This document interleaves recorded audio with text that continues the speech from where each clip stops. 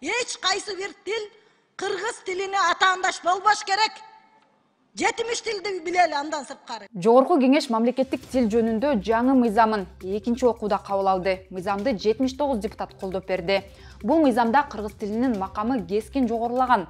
Колдонуудагы мыйзамда бир гана президент, жогорку кеңештин төрагасы, премьер-министр, жогорку соттун төрагасы жана конституциялык палатанын төрагасы билүүгө милдеттүү болсо, мыйзам кабыл алынса бардык мамлекеттик кызматкерлер, депутаттар, кызмат көрсөткөн жеке менчик тармактын кызматкерлери кыргыз тилин билүүгө милдеттендирилет. Ал эми кыргыз тилин билбегендер иштен бошотулат, деди мамлекеттик тил комиссиянын төрагасы Каныбек Осмоналиев. Мамлекеттик жана муниципалдык кызматкерлердин мамлекеттик тилин билүү нормасы киргизилген. Милдеттүү түрдө билүү, бул жерде орус тилинин жана башка тилдердин бир басынтып коюу механизми жок. Бул жерден эч кандай баягында ашча пикирлерди айттым деле эмеси жок деп ойлойм. Ал эми 10-чу беренеде иш кагаздары жөнүндө сөз болуп атат, Дастан Далбаевич. Иш кагаздары дагы мамлекеттик тилде жүргүзүлүшү. Расмий мамлекеттик органдарда ал эми зарыл болгон учурда расмий жана башка тилдерде маалымат алынышы, берилиши орун алат деген норма бар. Берген жообуңузга канаттанган жокмун.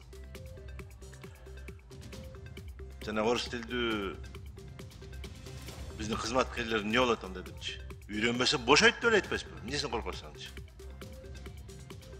Ал мындай болуп калышы мүмкүн деген сөз токтошу керек. Мына азыр үйрөнбөсө бошойт жумуштан. Всё.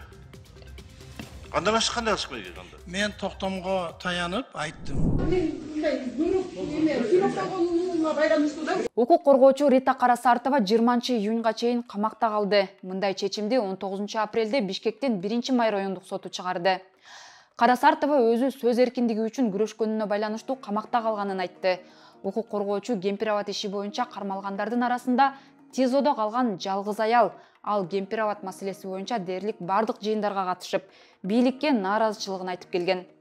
Ал эми 18-апрелде сот 15 кишини дагы 2 айга камакта калтырган. Алар Жалал Абад облусунун экс-губернатору Бектур Асанов, Бүтүн Кыргызстан партиясынын мүчөсү Акыл Айтбаев, активист Темир Махмудов, саясатчы Равшан Жээнбеков, Чындык саясий партиясынын лидери Кубанычбек Кадыров, Кыргызстан бириккен демократиялык кыймылынын мүчөсү Кеңешбек Дүйшөбаев, Кыргызстандын Малайзиядагы мурдагы элчиси Азимбек Бекназаров, активисттер Али Шабдан, Эрлан Бекчоро, Айбек Бузурманкулов, Илгиз Шаменов, журналист Айданбек Акматов, блогер Атай Бейшенбек, Марат Баязов жана саясатчы Жеңиш Молдокматов.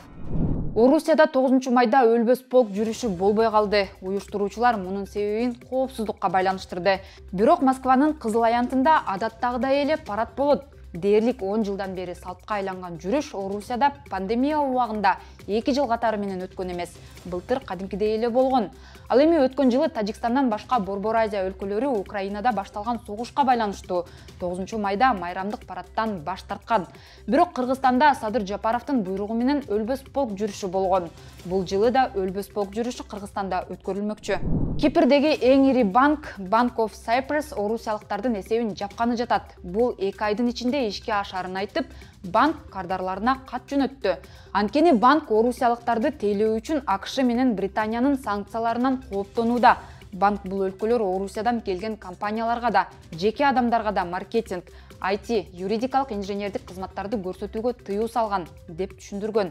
Негизинен орусиялыктар Кипрдин банктарында акчаларын депозитке салып, Орусиядагы санкцияга кабылган компания, бизнестеринен түшкөн кирешени сакташат. Украинада согуш башталгандан бери айрым банктар буга чейин деле орусиялыктардын эсептерин жаап келген. Батыш өлкөлөрү согушка байланыштуу Орусиянын бир катар мунай компанияларын Путиндин катчысынан тартып, Вагнерчи Пригожинге чейин чиновниктерге санкция киргизген. Орусиялыктардын санкцияларды айланып өтүү темасын улай. Жакын арада АКШнын каржы министрлиги кыргыз бийлиги менен Орусияга каршы санкцияларды талкуулайт. Чиновниктер Брайан Нельсон менен Элизабет Розенберг 2 жумада Европанын бир катар өлкөлөрүнө, анын ичинде Швейцария менен Австрияга, ошондой эле Казакстан менен Кыргызстанга келет. Кыргызстанга келүүсүнүн мааниси кандай? Розенберг Евробиримдиктен жана Улуу Британиядагы кесиптештери менен бирге санкцияларды сактоо жана аны айланып өтүү жолдоруна бөгөт коюу боюнча жергиликтүү бийлик жана бизнес чөйрөлөрүнүн өкүлдөрү менен жолугушууларды өткөрөт. 2022 жылдын 11 айында Кыргызстан менен Орусиянын ортосунда соода саттыктын көлөмү 1,5 эсе өскөн. Европа реконструкциялоо жана өнүктүрүү банкынын февралдагы отчетунда Кыргызстан жана Борбор Азия өлкөлөрү Россияга санкциядан качууга жардам берип жатканын кыйткан. Европа банкы Улуу Британия жана АКШнын товарлары алгач Борбор Азия өлкөлөрүнө жеткирилип, кийин Орусияга ташыларын жазган.